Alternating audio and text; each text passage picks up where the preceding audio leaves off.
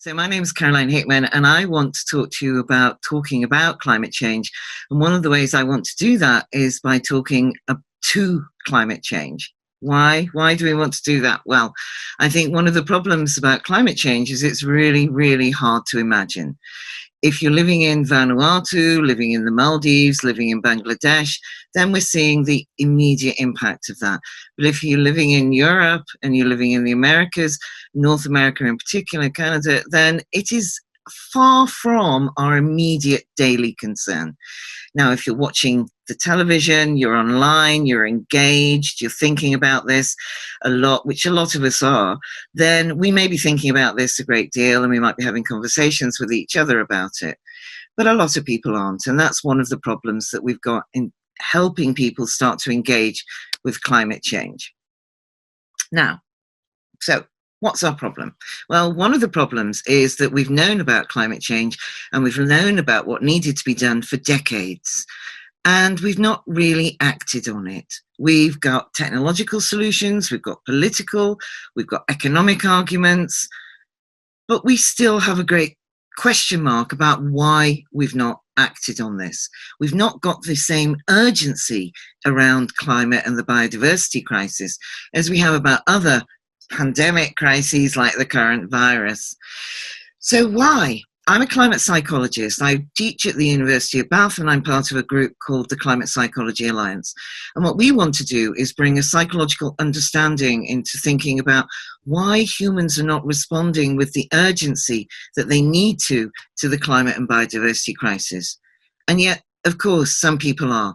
So Fridays for Future, Greta Thunberg, Extinction Rebellion have been doing a fantastic job of trying to change that story and change that narrative. But one of the problems is we get caught up in a doom and gloom, it's all terrible, it's all disastrous argument versus, oh no, it'll be okay, the optimistic argument. We can just plant lots of trees or we can have technological solutions.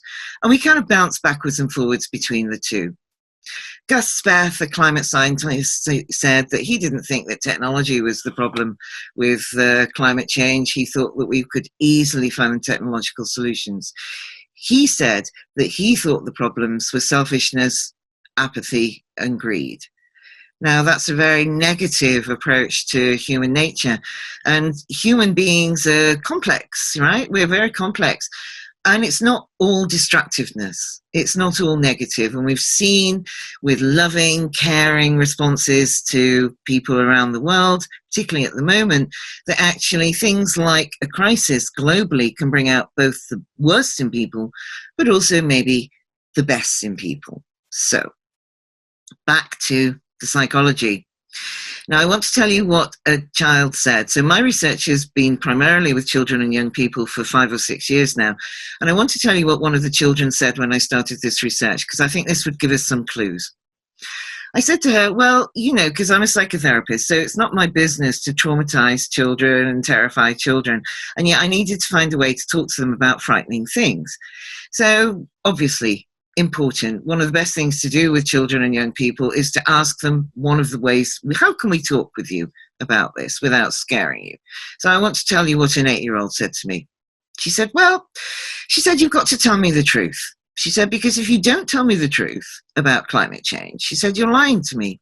She said, and if you lie to me, she said, I won't trust you. She said, and if I can't trust you, then I can't talk to you about things. I thought this was wisdom. This was genius from an 8-year-old. And then she followed it with, and anyway, she said, I'm not a baby.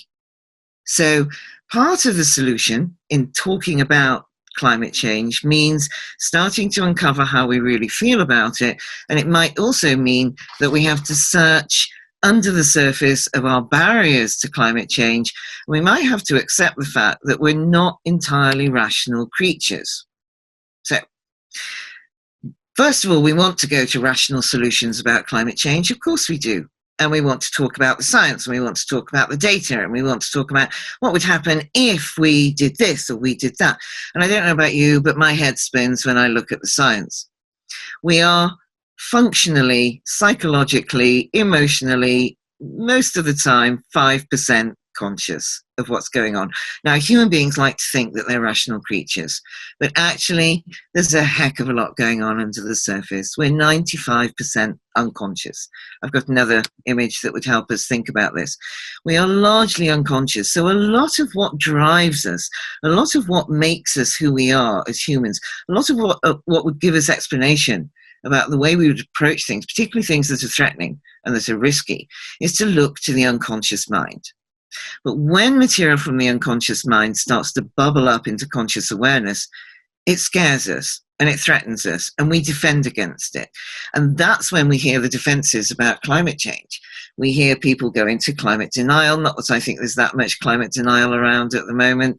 I think for most people it's more of a disavowal. What disavowal looks like is, on the one hand, you say, yeah, climate change is really worrying, it's really scary, and what are we going to do? We've got to do something, particularly when those images of the fires in Australia and the destruction of the Amazon rainforest and the melting of the glaciers and the ice caps, particularly when we see that, it brings into conscious awareness and we start to feel anxious. There's been a lot of discussion about eco-anxiety and eco-grief. It pushes against our conscious awareness and we get really scared. And we say, yeah, it's really worrying. But then often we defend against that with disavowal. And we say, oh, it's really worrying.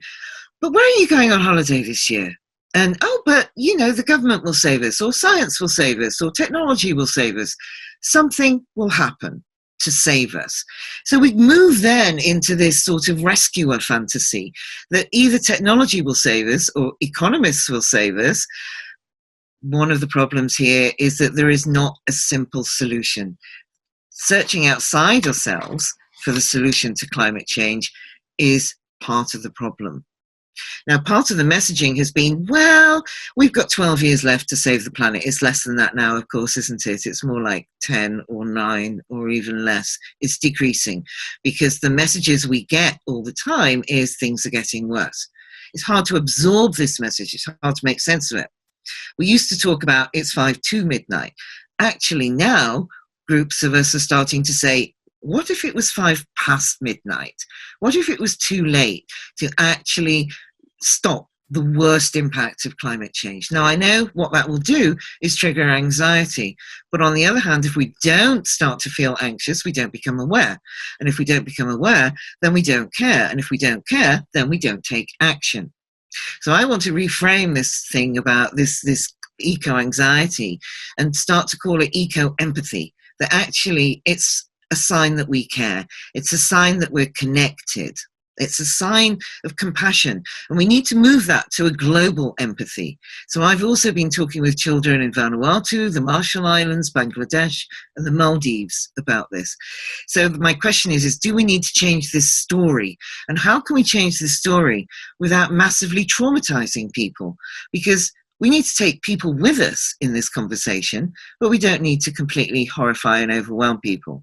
But on the other hand, I'll tell you what's a little bit more scary to me at the moment is this conversation about business as usual. When we can go back to business, when we can get the economy running again, this is scary because we are running out of time. We need to act. And it's becoming too late for billions of animals and billions of people. So how do we find a way through this? Well, back to the psychology. So what I bring to the table, apart from hopefully not scaring you too much, I do sometimes introduce myself in my talks by saying, you know, I am going to scare you, but stay with me to the end because I'm going to show you what we can do with some of that anxiety. What we need to do is get into those feelings. Of course, I'm going to say that. I'm a psychotherapist.